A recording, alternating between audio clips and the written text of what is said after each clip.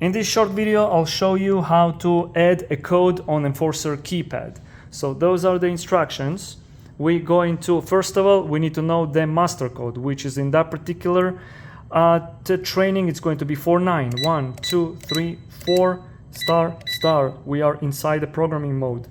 Now we already have two codes, which is on slot 1, it's 2323.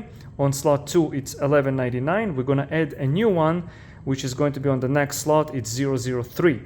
So we are in programming mode. We're going to press 10, number 2, and then the slot number 003, and then the code that we want to program is 7781, 7781 pound.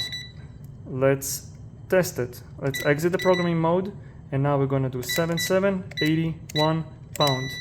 We have thumbs up.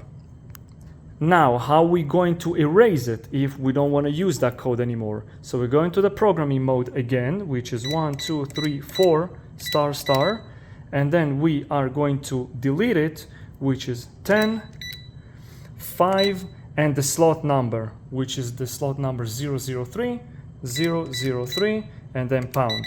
And that code is no longer available. So 7781 pound. It doesn't work. So that's the short tutorial. Thanks.